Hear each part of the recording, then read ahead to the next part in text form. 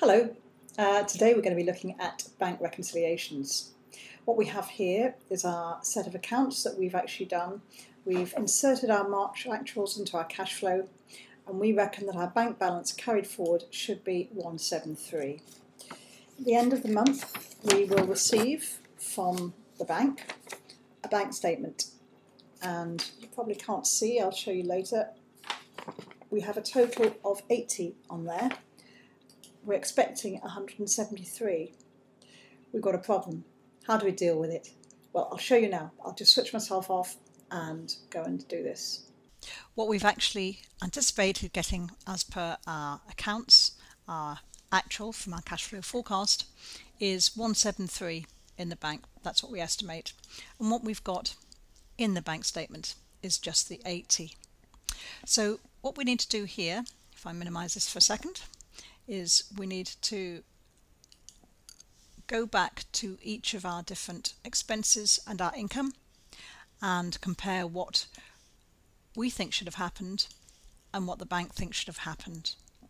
And there are some things, for example, here you can see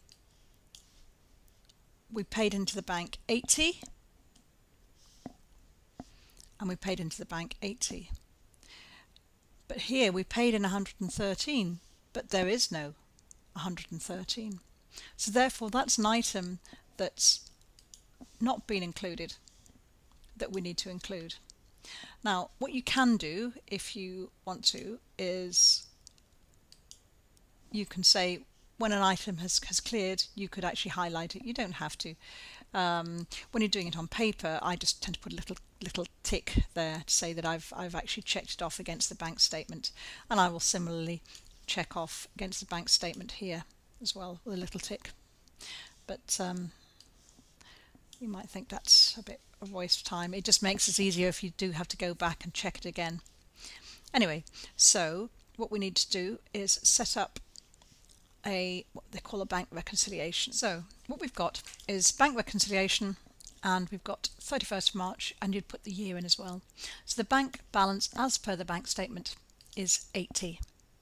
Now we've actually paid into our real bank account an amount of £113 that hasn't been included on the bank statement. So we need to put in here items paid in, not on the bank statement. And as I say, the figure, if we look at our income figure, is 113. So we need to include that 113 and just add those up. And if you remember, just very simply auto sum. So we still haven't got through to our 173 figure that we're expecting though. So we need to go and check our expenses that we've expected, that we've paid out rather, and the expenses that have come through onto the bank account. So the easiest way to do, as I say, is just to check. So the first figure we've got in the bank statement is 10. Of course they won't always come in the same order, and that's where you need to check off. So I'm just going to say, right, okay, I've checked that one off. 421, yep, that's there, I can check that off. 422, yep, that's there, I can check that one off. 424, £50, yep, can check that off. 425 down here, yep, I can check that off. But you can see that we're actually missing the check for the printing that we wrote out on the 8th of March. And that's because, for whatever reason, it hasn't been paid into the bank, or hasn't been cashed into the bank by the person who we got the printing from.